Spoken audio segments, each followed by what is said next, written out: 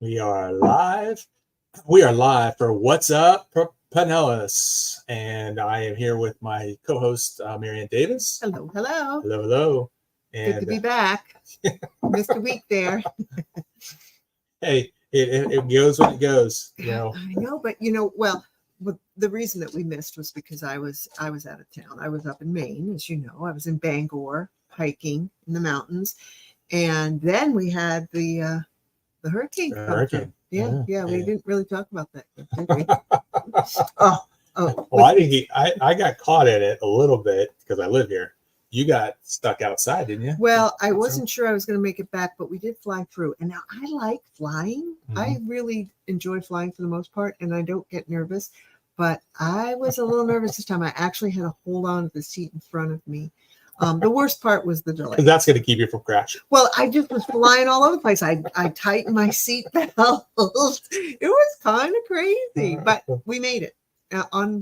Unlike a lot of people that were coming from New York, for some reason, never made it. It took days. Yeah. Days. But yeah.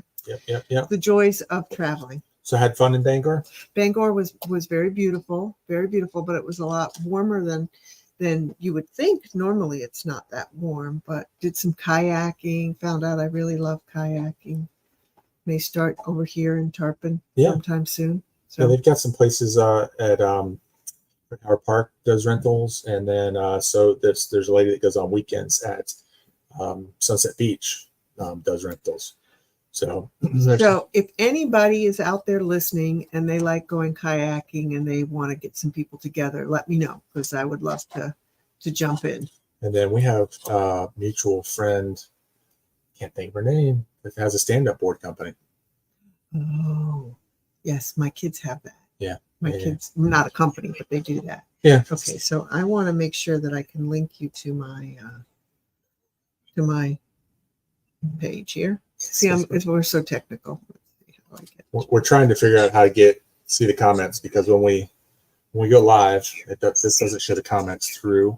And if someone's watching, I can hear us. You could. Oh, you can hear us? Yep, we're live. All right, good. Sure. Good. I'll link it right here. Okay. Awesome. So that way we can see if there's any comments, any questions, feel free to put those in on Facebook, and we'll have to figure out a way to get YouTube up also one of these days. But for right now, we're going with Facebook only on the comments. And so, what do we got today? What are we going through today? Well, we have today we had a brand new listing go live in beautiful Clearwater. It is actually very close to Countryside Mall, the 2473 Hidden Pines. And I'm going to have an open house here on Saturday, August 10th from 12 to 2. This is a really gorgeous 3-bedroom, 2-bath pool home. It is just under 1,800 square feet, 2-car garage. It's got beautiful luxury vinyl wood look floors, light and bright. It's got a nice pool out in the back, nice lanai out there. It's a split plan. So kitchen's open concept. Yep. It's really beautiful, nicely updated. This house has been well cared for. As you can see, they've updated their master bath is gorgeous, or the primary bath, as they say it. But it's got this little nook. If you could go back there one or two, Brian, there's a nook in there that could be a formal dining room, a formal living room, or they use it as an office. There it is. You see back there off past the dining room, you can see the little office space. Could be a formal living room or an office space. This house is, like I said, it's very close to Countryside Mall, easy access to the beaches, the airport. It's listed at $610. It's a really fantastic home in a great neighborhood, wooded trees, and we're doing the open house. I think like the last, I think this one's going to go really quickly. I don't see this lasting very long. It's got that beautiful wood cabinetry and great walk-in closets. What's the address again? It is 2473 Hidden Pines Lane in Clearwater. So yeah, where's that in countryside? So it's in countryside. Do you know where Hammock Pines is? Mm-hmm. It's kind of like behind Coles, Mm-hmm. on your way to Hammock Pines. So it's really easy in, easy out. Fantastic location. Nice neighborhood. Nice little enclave there. Look at that bathroom. I love that bathroom. Yeah. Yeah, so let me know if you want to see it some other time, if you can't make it on Saturday. Otherwise, we're going to have that open house on Saturday. And that's Marianne's number, scrolling across the bottom so you can reach her there. Yep. Very nice. Important information. Roof is 2017, and the AC was just replaced in 2022. So, both, it's been updated. They've taken very great care of it. Both very, very new. Very new, and the house shows very well. So I don't think they'll have any problem getting that one under contract and moving towards closing for sure. Moving on to bridge loans. So Brian, we have a client that has a house out of state, and they were looking to purchase another home here, and they're not quite ready. The market isn't really where they wanted upstate yet. They've got to get their house ready, but they wanted to purchase this other home. So they kind of need to sell before they buy, and they would rather not do that. So we talked, and what are some of the options that we have? So there are a lot of people are familiar with home equity lines of credit and HELOCs. Where you're taking the equity out of the current home and using that for down payment and closing costs. One of the things that's come back to the residential market here in probably the last 12 months is what's called a bridge loan. And it, again, is taking equity out of the primary home. And there's different ways that they're structuring those that make it advantageous to people that are using conventional mortgages. So on a conventional mortgage, guidelines allow you to not count the debt to the current debt of the current home against your debt to income buying the next home if you have a contract to sell executed, and that will be closed, and you can even close after the purchase. And so that allows you to separate that equity and go into the next house and circumvent some of the debt to income ratios that would prevent you from owning two houses had you not done that type of loan. And the way they do that is by not having an interest rate or payments on the money that's pulled out of the house while you have it out. And then the contract that's written is written on a real tight, short window so that it falls within the guidelines for Fannie and Freddie Mac. And so in doing that, they are able to float both houses for a short period of time and then handle it that way. So one of the difference being, rather than just drawing on a home equity line of credit or a home equity loan, you would be paying interest on that the minute you take it out, correct? Yeah, your line of credit, you'll pay interest on it as well as payments. So both the payments is what counts against your debt ratios.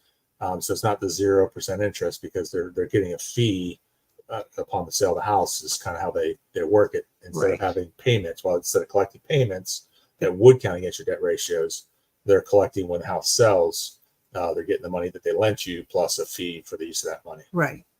So really, one of the reasons that this has come up is because last week we talked about where the market is, if it's a buyer's market or seller's market, and it's kind of neither. It's a little bit neutral. But I'm actually finding that there's a little bit, the inventory is getting tight again, and there's a couple more buyers out there. They're ready to move. And so the sellers are still not totally interested in having a home sale contingency. Sometimes they do, sometimes they don't. And it's not quite a buyer's market yet. When it is, then the buyers get to call the shots. But since it's a little bit more neutral, I think that sometimes, depending on the situation, a home sale contingency will work, but not always. So that's why it's good to have a whole bunch of tools in our arsenal and what we can do to help you achieve your goals of, buying that particular house at that time and not yet selling. So Yeah, absolutely. The more options that you have, the gives you flexibility to take advantage of both markets. Because their market where they're selling, they're going into their slow season. The winter coming in, snow and that kind of stuff, and so their highest price points are in the spring. So kind of gives them time to work through that if they need to do that as well. Mm-hmm. Yep. What do you got? What else you got going on in the real estate market for us? Well, one of the things that I wanted to talk about in a little bit more depth as big changes. It's in the media. It's been in the media a lot. The what's being labeled as the NAR settlement, or the National Association of Realtors settlement. There was a lawsuit, and part of the settlement brought about some changes in the way compensation for agents is discussed or is transacted. There's actually two major things that have changed. Offers of compensation are no longer going to be published on the multiple listing service. Used to be you'd be able to tell if a buyer's agent was going to be paid from the selling side, and I'm saying selling side because it's not necessarily the seller, but it used to be listed in the MLS if any kind of shared compensation was there, and so you'd be able to kind of know where you stood with that. But that's not the case anymore. You can no longer list any compensation for agents whatsoever on the MLS. You cannot list it on any shared website. So, people had said, well, we'll just put the compensation on another website, and we can, or there's all these little codes and things they're going to do to alert agents what the compensation will be, but that's not allowed. So it's going to be something that has to be discussed face to face with different parties. The other thing is that so wait, before you switch gears, so you can't put on a little keychain in the lockbox that says, right, that's 3%. Yeah, 3%, 2.5%. I know that's been on social media. And I forget what it was, but there was another little thing that they made in the description that would subliminally tell you that they were paying 3%, but you can't do that. Someone's talking about putting on a rider under the real estate sign, because it's not the real estate sign, it's a rider. Well, you can put a rider that says something about buyers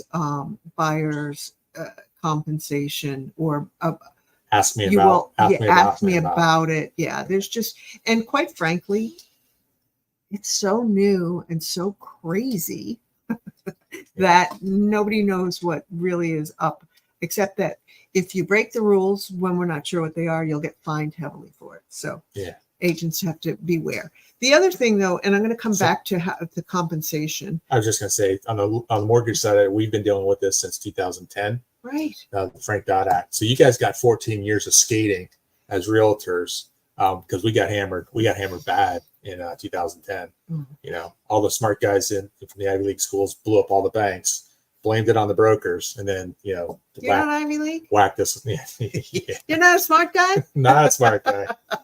Smart Alex, but not a smart guy. Yeah, no, I know that people are blaming us professionals for different things. That's just not true. Mm-hmm. And I'm going to get back to that in a minute. Yep. The other major change that is everybody, consumers need to be aware of, is that an agent is not allowed to show a house unless it is their personal listing, unless it's their listing, not allowed to show a house without having an agreement signed by the buyer and the agent. So if you called me up today and said, Marianne, there's this house down here I'm thinking about, I could not get you in there until we sat down and worked out an agreement that spelled out compensation and how that's going to be taken care of. So if the seller refuses to add your compensation into the purchase price or into the deal, or this, the listing agent did not set aside a portion of what they're collecting, then how do you guys get paid? So I want to go back to some of the myths about what this means. And one of the biggest myths is that sellers don't have to pay buyer agent commission to sell a home. They've never had to pay that. They've never had, it's never been set in stone. It's always been negotiable. And the other big myth is that buyers have to pay the buyer agent. A professional agent will be able to negotiate the entire deal, and that could include compensation for the buyer's agent. It could include a seller concession, like a closing cost that would be able to go. It wouldn't be called a closing cost, but it would be if the buyer agrees with the buyer's agent to compensate them a certain percentage, they can roll that into the cost of the home, which is really what's happened all along. Mm-hmm. The buyer and seller have always shared the commission for agents because you paid a certain price. The seller got some money and then they gave it to the agents. I mean, the buyers and sellers have always paid equally. So if the buyer's agent was getting paid 3%, the buyer was already paying 3% more for the house. Thank you. To include that in the. He explains it well. It's true. That's exactly what it is. There's no such thing as a free lunch. The homes right now, if you look at the data as to home sale prices, that will include agents' fees in there. So when we're doing market analysis, if the sellers do not include compensation for both sides of the agent, or if it's not included, we'll adjust that. And so you would pay, as a buyer, you may pay less, but you would have it come out of closing, or you would bring it to the table. Right. And that's where we will help you as professionals to determine what's the best way to handle this. So I know from the lending side of things, VA has always had a prohibited the buyers from paying any real estate commissions, any at all. Anything going like real estate transaction coordinator fee, couldn't pay it. Right. They've put a moratorium on that, and they're considering it whether or not to consider it as a permanent change based on the law. But I haven't heard anything. I think they're going to wait till it goes into effect, give it a couple of months, and see how it all shakes out. Because there are limits based on what type of loan you do as to how much compensation a buyer can get from the seller in the way of compensation towards closing costs. Generally speaking, 5% or less is 3%. If you 5%. So at 5% down, you're allowed only up to 3% in seller concession. Yeah, so that's $3,000 for every $100,000. When you put down 10%, it goes to 6%, and if you put down over 10%, it goes to 9%. And that's on conventional lending. FHA is 6% across the board, and then VA is prior to making this change, the way they worded it was all reasonable market costs for closing, and if it exceeds a certain percentage of the purchase price, then some things change on the lender side, and it triggers some fees that the buyer's allowed to pay. If closing costs get too high, then it triggers a couple of those going over to the seller side. And so a lot of times sellers are hesitant to take a VA loan because they don't know if they're going to end up paying fees. And so every loan I've done for 24 years, sellers never paid a fee based on the way the mortgage was set up, because you're basically trying to make too much money on the loan when that happens. It's basically what that it's an indication that that's what's happening. Right. When fees get pushed to the seller side, the mortgage professional is making, has their compensation and such too high. Is what basically what it comes down to. But it all comes down to it's all negotiable. Mhm. You know, it is negotiable. And so there is, you know, these things again are going to be negotiable. And, you know, luckily we've negotiated a lot of things in our day. So I'm ready. Let's go. Yep. So I've had an interesting week. I got approached by an investor to help them with a commercial multifamily home. And that commercial is anything that's 5 units or more. And so this is, you know, a multifamily home here in the Tampa Bay area. Don't want to get too specific. Yeah, I'm like, I want to know. Yeah. But, you know, list price on it's like $5 million, and it's about 40 doors. And it's interesting because he came to me with some numbers, and you know, obviously, you know, he was just under double digits, and by going through some of the lenders that I have access to, I almost cut that in half. You know, high fives, and high fives to low six, you know, mid sixes, and he was blown away.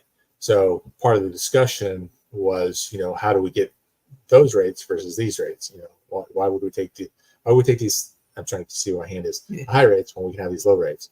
And what it really comes down to is the more documentation the seller is willing to provide, tax returns, rent rolls, that kind of stuff to substantiate the income, the lower the interest rate. And you know, the bank's conservative, they're going to lend on the lower side of things. And then private lenders and people that work with investors and understand that by doing, you know, capital improvements, you can charge more and the property's going to be worth more. So unlike a house where like an appraisal sets the value of the property, in commercial, it's the income sets the value. Or potential income. Yeah.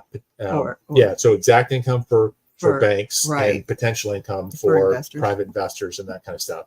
And so, you know, depending on, you know, you want more money to have capital improvements, then you can pay a little bit more. And a couple of years later, you can refinance and, you know, get into the bank loan once you've stabilized your, you know, done your improvements, increased rents and stabilized them, and got your occupancy up. Then you can, you know, refinance into the long-term loan. So it's been an interesting. I did this, you know, 7, 8, 9, 10 years ago, and enjoyed it then. And I just really haven't been putting myself in that space until recently. And residential's been, you know, keeping us busy enough, right? Yep. And then the other thing that you know, that I'm seeing and talking to investors is they're seeing a slowdown themselves, and so a lot of them are looking into long-term and short-term financing. So when you say slowdown, is that slowdown in rental rates? Is it slowdown in inventory? What exactly are they feeling a slowdown? So there's a couple of things, and there was an article talking about Jacksonville, Orlando, and Tampa having the highest ever. Last month they had the highest ever people backing out of transactions, and we're not talking about during the home inspection phase, but between once you get your home inspection and your appraisal done, you're basically moving towards closing, and that moving towards closing phase, they had, I think it was like 27% in the Tampa Bay area, 26 in Orlando, and 25 in Jacksonville. People backing out of the transaction because they felt that they couldn't afford it. And so you have that aspect, is the affordability, you know, people just feeling the pressure. You know, you have mortgage professionals not properly preparing their people and giving them numbers up front. Like if you go to a bank, they know the numbers, but they hand you a piece of paper that says you're qualified for $500,000, and they don't tell you what your closing costs are. They don't tell you what your payment's going to be. They don't tell you how they came up with the payment. They just go buy a $500,000 house. So in that article, Mhm. would that have included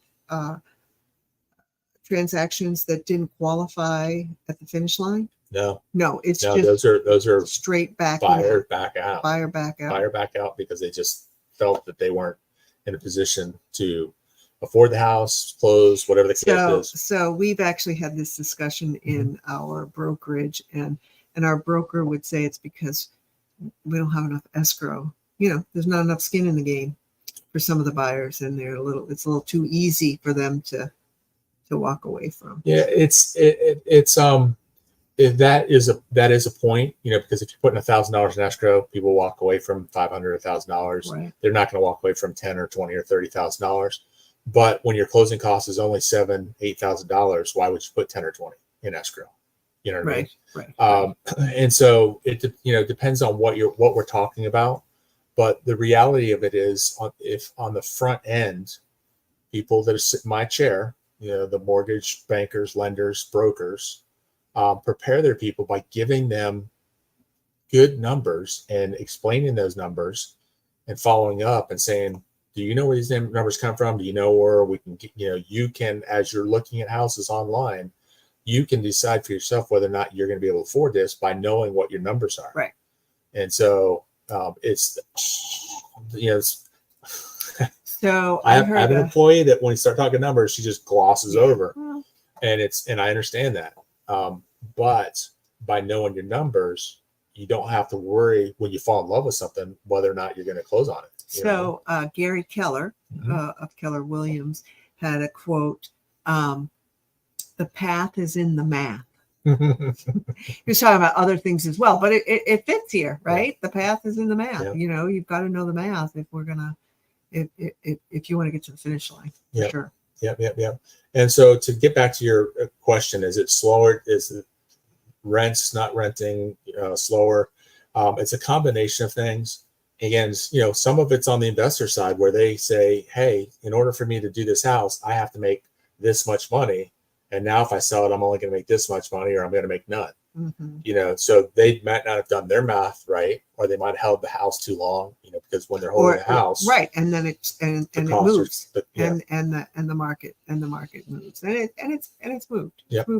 Moves around. Yep. Definitely. And so part of my discussion with them was, if you're just putting a sign out front of your house and expecting that to sell your house, you're doing it wrong. Right. Give us a plug. Give us a plug, Brian. if you're making pretty little brochures and people can't see them until they get inside the house, that the sign's not attracting anybody with, you're doing it wrong. So I kind of gave them like 4 keys, and their eyes got big, and really?